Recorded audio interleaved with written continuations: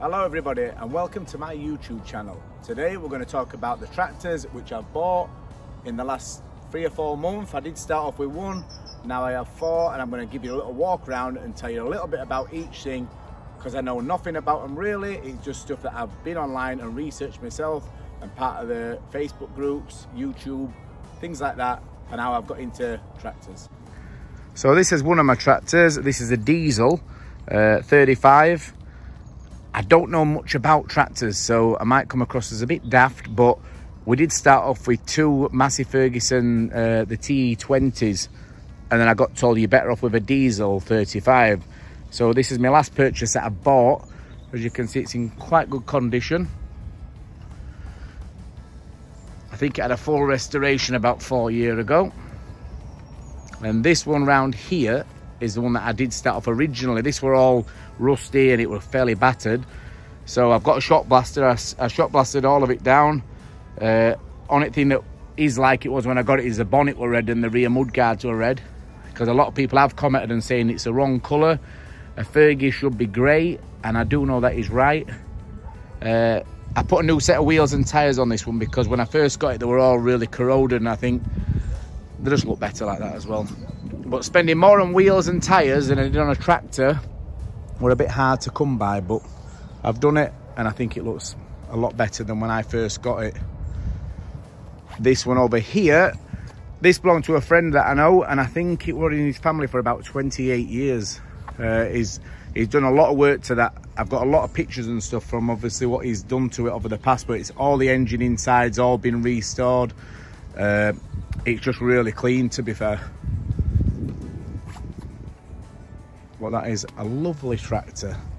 I think tractors for me, it's something like, I've always been into hot rods and things like that. It's a very similar thing, something that's quite basic and simple. To me, you get a lot more fun of driving something on like this than you do with a modern day sports car, I think, you know. And you get a lot more looks, I suppose. Over here is a Ford 6610. This is a little bit bigger because there's about a 10-acre field here, and the old tractor that I had a Ransom 24 horsepower and it was struggling to cut it, to be fair. So then I ended up buying this tractor here, which later found out they're more of a classic, which is probably a good thing because it will hold its money. And that's pretty clean, to be fair. A bloke bought it down from Matlock or Malton, one of them places. But it is quite a nice looking tractor. And that's obviously got the cab on, so when weather's not too good, you can sit inside, have a bit of music on, and just pretend that you're farming, really. But as you can see, this is where I've got to so far. The grey Fergies, I think, for me, always look the best. And like I say, I think I'm looking to buy a couple more and extend the tractor collection. I don't know why people always, when I tell them that I've bought some tractors, think it's like a waste of money, but for me, I'd rather look at something than have money sat in bank, I suppose. And that's my phone ringing now. I wonder who it could be. Let's have a look. Hello? Hello? I'm just recording on YouTube. You're interrupting. You're live now. Can I help you? Alright, I'll ring you back then. Bye. Bye. And that's how to deal with a missus. You are going to meet Brian shortly. Brian, do you want to come over here and just say a quick hello? He's had a bit of a farming background, would you say? Yes. My dad was a farmer. Was he? He was. Thought he were a plumber. No, I was a farmer. He used to work with on the farm, and he used to work with horses and ploughs. Did he? A long time before tractors were even invented. Then he gave up with the farm and went to the pit. Oh, were he damp pit, were he? No, I was on the top. He was a shunter. Ah, he's not a proper... He was a... He was. He wasn't a miner. It still worked for NCB. So, Brian, do you ever remember these old Fergies or not? Oh, yeah. I think they're a bit past your time when they first come out, weren't they, originally? Yeah, they're a bit before my time, like these. I mean, this is... I'm born in '61, like, and this is 50. This what the Is it grey one. 51, I think, isn't it? That was 51. We found out last week at a show we went to. Somebody looked it up on the YouTube on his phone and found out that it's a 51 model. It's a 51. It was made in 51. Because we don't. When I originally got them, I know that this one here, the grey one, is a straight petrol. Then the red one here is mixed with, is it paraffin? Is it paraffin? Paraffin and petrol. Which we didn't know much about. It starts on paraffin, then when it gets hot, it switches over to petrol.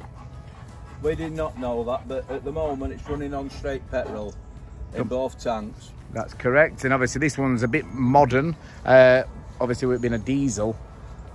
But like I say, I'm no mechanic, so I couldn't really tell you much about them. I just buy them if I think the price is right and the look right.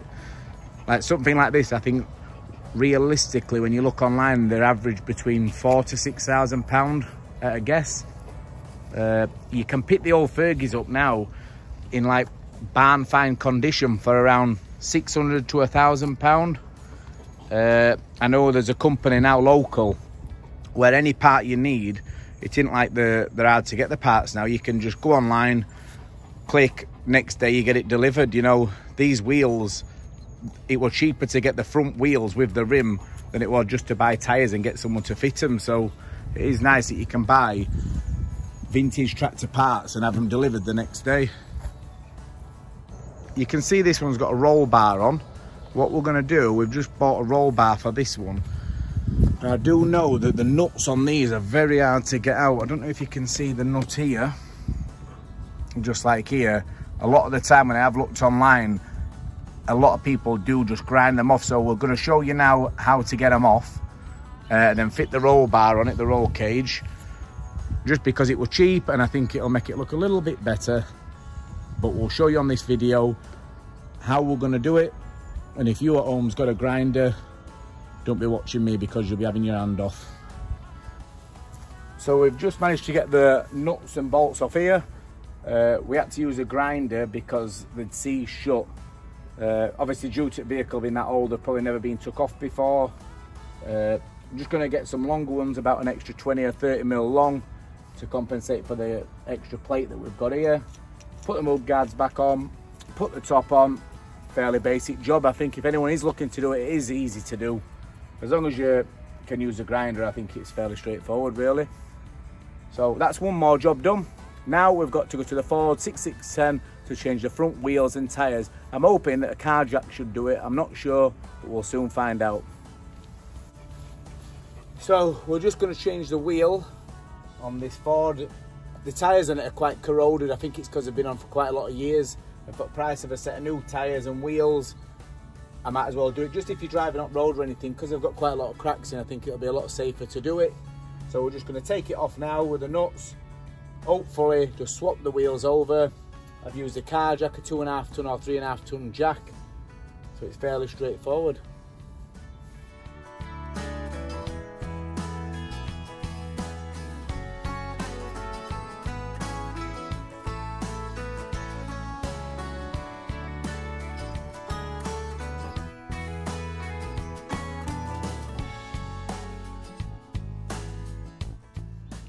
And there we go, brand new wheel and tyre.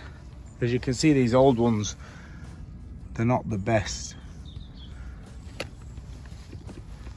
So there we have it, brand new wheels and tyres. This is a bit of a better picture. You can see they were all corroded like that. And the last thing you ought to do is be going 150 mile an hour down M62 in a tractor and it blow out on you.